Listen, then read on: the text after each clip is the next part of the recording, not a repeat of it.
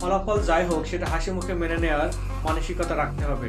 কোনো দল বা ব্যক্তি যেন ভোট চুরি করতে না পারে, সেটা আমরা পাড়ার সব দলের মানুষ মিলে পাহারা দেব। প্রিয় দেশবাসী, আসসালামু আলাইকুম। আগামী 12 তারিখ আমাদের জাতীয় সংসদ নির্বাচন, চারিদিকে উৎসবের আমেজ।